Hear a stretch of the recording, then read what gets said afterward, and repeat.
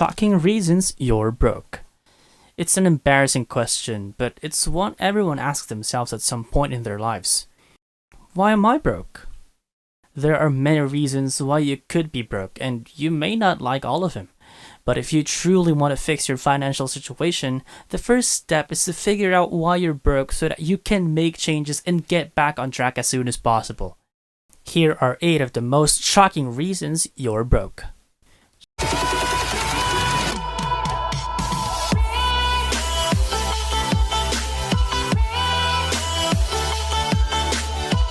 You don't try to increase your income. It's no secret that the vast majority of Americans are broke. According to a recent study, nearly 80% of us are living paycheck to paycheck, and the reason why is pretty simple. We don't try to increase our income. Sure, we all work hard at our day jobs, but for most of us, that's where the effort stops. We don't look for side jobs or ways to make extra money, and as a result, we stay broke. If you want to get out of the financial rut you're in, you need to start looking for ways to make more money. Fortunately, there are plenty of options out there for those who are willing to put in the effort. Sites like Fiverr offer freelancers the opportunity to provide professional services for just $5. Or sites like Lyft and Uber let drivers pick up some quick cash by giving people rides through their apps. And of course, this only works if you have your own car and driver's license, but it could be worth it if you really need the extra cash fast. These might not be long-term solutions, but they could help tide you over until something better comes along. You don't know your income and expenses. Do you know how much money you bring in each month? Do you know how much you spend? If not, that's a big part of the reason why you're broke. How can you save money or make wise financial decisions if you don't even know what your starting point is?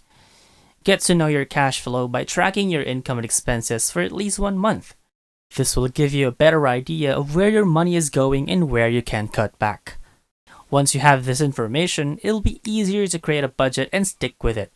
Remember, a budget is just a plan. It's up to you whether or not you want to follow it. What matters most is that you've got a plan to move forward with. You buy things you don't care about. A lot of people don't realize how much they spend on things they don't actually care about. For example, you might buy a new shirt because it's on sale, even though you don't really like it that much. Or you might go out to eat because you're bored, even though you could easily make something at home. All of these little purchases add up, and before you know it, you're broke. If you want to save money, start by evaluating your spending habits and cutting out anything that doesn't bring you joy. Be honest with yourself about the things you truly need and then only purchase those items. It may be hard in the beginning, but after a while, you'll find that your savings account will grow faster than ever. The more you can get into the habit of using cash instead of credit cards, the better off you'll be. Credit cards are notorious for their high interest rates, which can rack up quickly if not paid off within 30 days. One way to ensure this doesn't happen is by linking your credit card to an app called Digit. Every time you use your card, Digit saves small amounts from your bank account until there's enough saved for a payment, like $50. As long as other bills are paid first, then Digit will handle all payments automatically. You spend too much money on housing. You might think you're broke because you have a lot of debt or don't make a lot of money. But the truth is, you might be broke because you're spending too much money on housing. According to a recent study, the average person spends 30% of their income on housing. That means if you're making $50,000 a year, you're spending $15,000 on housing. And that's not including other expenses like utilities, food, and transportation. If you want to get out of the cycle of being broke, you need to find ways to reduce your housing cost. One way to do that is to get a roommate or move to a cheaper area. Another way is to downsize your home or get rid of unnecessary expenses like cable TV. Even though it can be hard to cut back on housing, it will end up saving you in the long run, especially since there are so many other less expensive options these days. For example, you could live with family members or friends, rent an apartment instead of buying a house, or buy an inexpensive house and renovate it over time. You drive too much car. If you're driving a car that's worth more than $10,000, you're likely spending too much money on transportation. Not only do you have to make car payments, but you also have to pay for gas, insurance, and maintenance. If you can't afford to buy a new car outright, consider trading in your current car for a less expensive model. Also, take public transportation whenever possible. Some cities offer monthly or annual transit passes, which are often cheaper than buying single rides at a fare machine. Keep in mind that bus fares are cheaper than rail fares because buses typically stop at every corner, whereas trains typically stop at major stations. So if you need to get from point A to point B, it might be quicker and cheaper to walk from one end of the block to the other rather than waiting for a bus or driving for yourself. Just ask yourself this question: would it cost me more if I drive there myself versus taking public transportation? You inflate your lifestyle. A lot of people think that they need to keep up with the Joneses, but what they don't realize is that the Joneses are probably just as broke as they are. Why? Because they're trying to keep up with someone else's lifestyle instead of their own.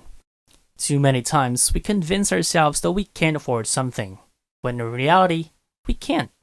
We either spend more than we make or get into too much debt.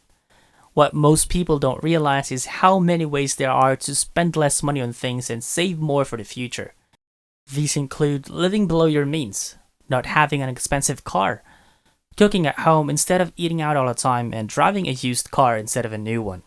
But it's also important to know where you're spending your money so you can start making changes. One way to do this is by keeping track of every penny you spend for 3 months. That includes what you spent in cash and everything you buy using credit cards, debit cards, checks, or any other type of transaction. Once you have your data collected, review it and see if there are any areas where you could cut back on spending. You're paying interest instead of earning it. If you're like most people, you probably have some debt. Whether it's from student loans, credit cards, or a car loan, debt is expensive. Not only do you have to pay back the money you borrowed, but you also have to pay interest. That's money that could be going into your savings account or being used to invest in your future. By carrying debt, you're paying someone else for the privilege of using their money. It's time to break the cycle and start putting your money to work for you. Start by getting rid of as much debt as possible. Just don't forget to make sure you are still making minimum payments on all of your other bills. Once you're free from any debts, or close, then open up an investment account. Even if it's just $50 a month, those small amounts can grow over time and help you earn more money instead of borrowing more. And lastly, you think you deserve to overspend. A lot of people think that they are entitled to overspend. After all, they work hard and they deserve to enjoy their money.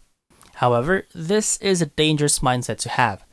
Overspending leads to debt, which can spiral out of control very quickly. If you want to get your finances under control, you need to start by evaluating your spending habits. When did you first notice that you were in trouble? What caused the problem?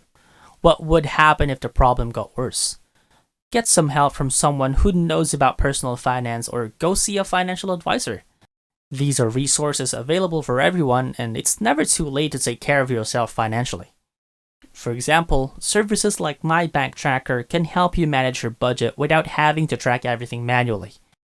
My Bank Tracker makes it easy for individuals and families to stay on top of their personal finances so they don't find themselves in financial trouble later on down the line.